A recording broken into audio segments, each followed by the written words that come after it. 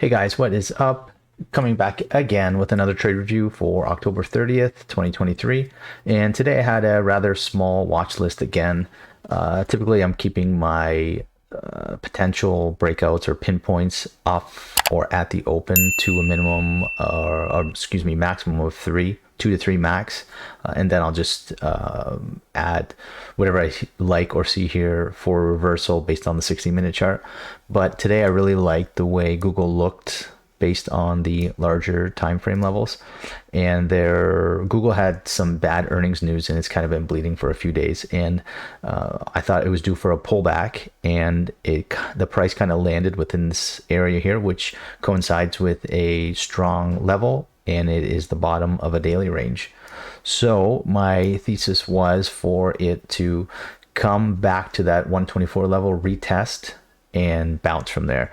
And there were a few areas of resistance, and I have them marked here with my these yellow dotted lines, and most notably was the daily level. It was the previous day, actually no, not previous, it was 1025. So I was looking at this 1025 low and this 1025 close, which, you know, it ended up coming in and around this 2660 area. It could not break, and then it sold off.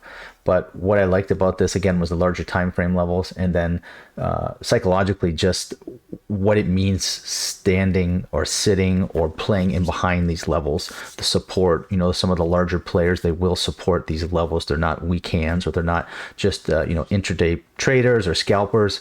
These, generally speaking, will support the level. So it gave me enough confidence to take a long on this trade, and I got in very early, and my stop was just below this 124 level.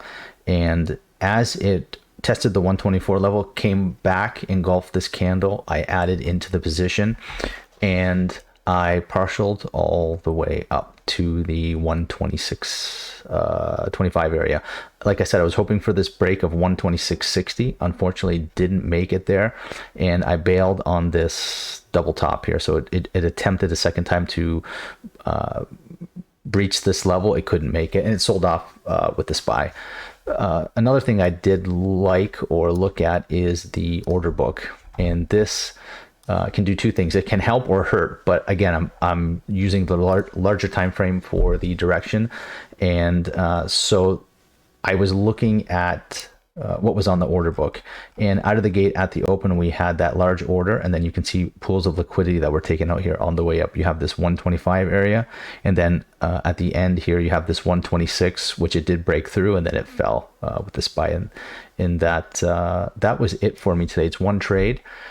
I'm doing decent for October. I believe I'm sitting around just a little over 12 R for the month, and things are improving. My risk is going up, and just looking at these larger time frame levels, and if there's something in play, I will jump on it, and I will risk either full or half and then add in on the way up, and I'm still trading reversals or parabolic reversals based on the 5 and 15 minute as well as ATR.